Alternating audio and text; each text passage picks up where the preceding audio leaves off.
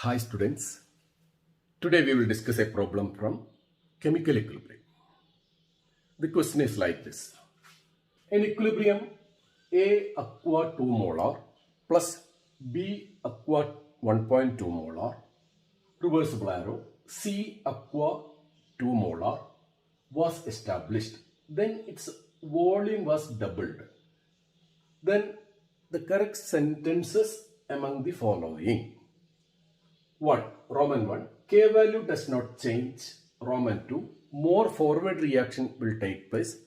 Roman 3. More backward reactions will take place. And Roman 4. No concentration values change.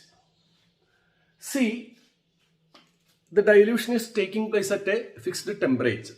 So K value will not change. So we are sure that the first statement is correct. K value does not change. Last statement is all concentrations remains the same. We know that whenever we dilute, concentrations will change. So that cannot be a proper statement. The remaining two statements are more forward reaction will take place, more backward reactions will take place. Only they two, one of them is correct, other is wrong. They alone create some problem here. Let's check it. Look here. Four combinations of these options are given and we have to select the correct option. Okay.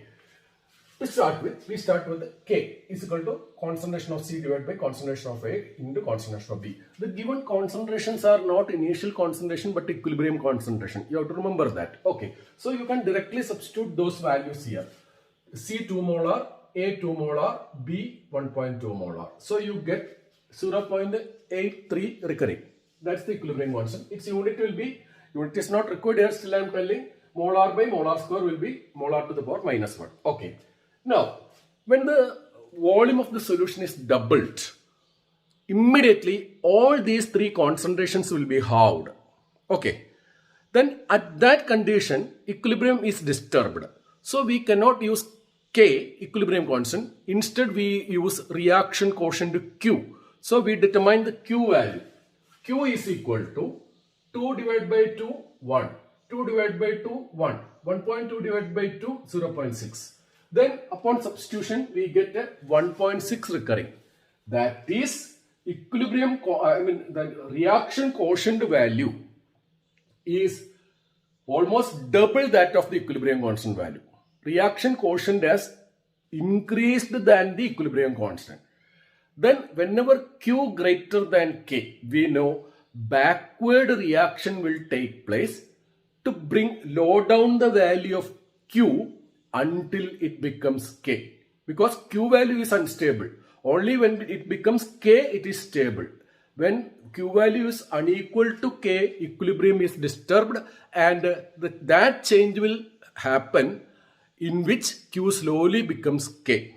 Here, since Q is greater than K, backward reaction should happen. That is, product concentration should decrease and reactant concentration should increase. That is, numerator should decrease and denominator should increase. Then only this value can come down to this value. Hope you understood. Okay. So, suppose suppose after dilution, X molar of C has been reacted. Then what happened? Then in the new equilibrium, 1 minus X will be the concentration of C.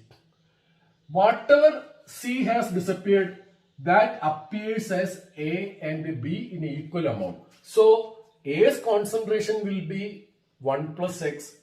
B's concentration will be 0.6 plus X.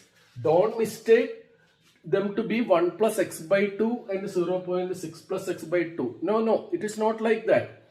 Every C break down to 1A and 1B. That you have to remember. And not half and half. Please don't mistake like that. So 1 plus X and 0.6 plus X. See, that must be equal to what? The original 0.83. See, reaction happening just to bring down the equilibrium reaction quotient value 1.6 to 0.83. So we must equate them not to 1.6 but to 0.83. Its solving is not an easy task. because it involves it involves a quadratic equation. But you can get it. Once those who are familiar will easily get the value 0.2. Okay, 0.2. Then we'll check whether that 0.2 is correct. Then 1 minus 0.2 is 0.8. 1 plus x is equal to 1.2. 0.6 plus 0.2 is 0.8. When you substitute that, you get a 0.83. Means the original value. So we confirmed that backward reaction is happening. See, to answer our question, we need not do all these secondary operation. We can stop when it is this 1.6. Why I say so? When equilibrium reaction quotient is greater than equilibrium constant, backward reaction is the rule that we know to bring down this value. So when we reach this stage, actually this question can be answered. That is, we check the options. K value does not change. Correct. More forward reaction takes place. No. More backward reaction takes place. Yes. All concentrations remains the same. Wrong. So for us, 1 and 3 are the correct statements. That is, and option 2 is the correct answer. Then why I proceeded to make it if it is asked in an advanced way, no, mostly not for NEET.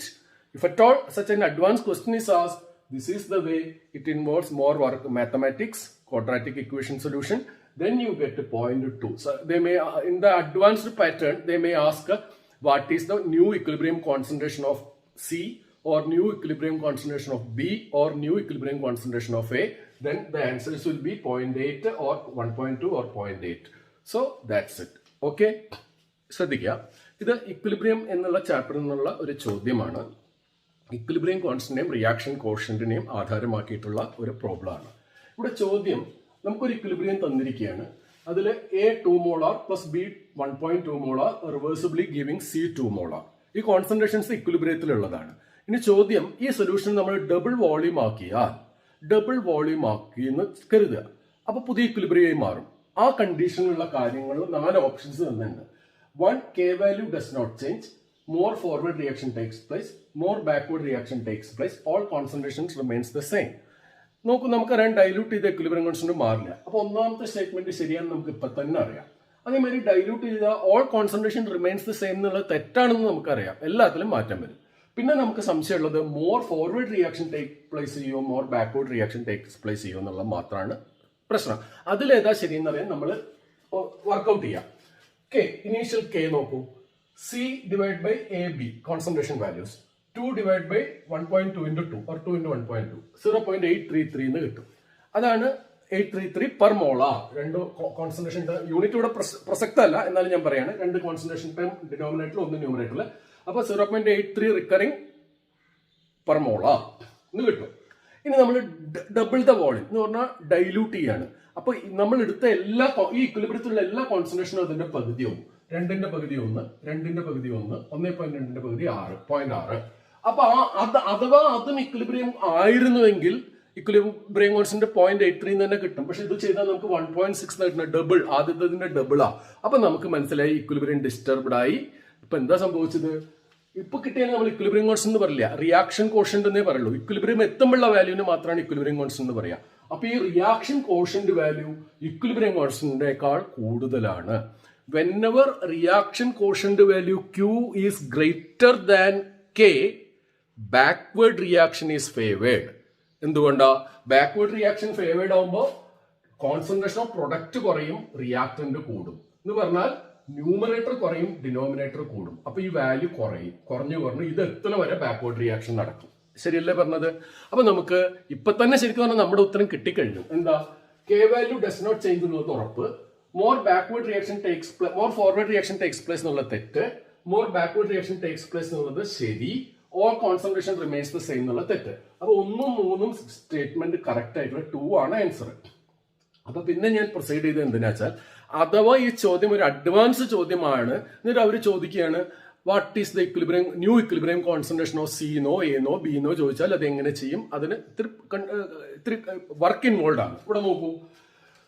അപ്പൊ ഇനി നമുക്ക് വേണ്ടത് final equilibrium concentrations നമുക്ക് കിട്ടണം. അപ്പൊ നമ്മൾ ഇവിടെ എത്തിക്കഴിഞ്ഞാൽ ഞാൻ പറഞ്ഞു ബാക്ക്വേർഡ് റിയാക്ഷൻ നടക്കുന്നു പറഞ്ഞു നിങ്ങളോട്, അല്ലെ? ബാക്ക്വേർഡ് റിയാക്ഷൻ നടക്കുമ്പോൾ എടുത്ത സിയുടെ കോൺസെൻട്രേഷൻ കുറയണം. സപ്പോസ് എക്സ് മോളാർ ആണ് കുറയണമെന്ന് കരുതുക. എക്സ് മോളാർ കുറഞ്ഞു.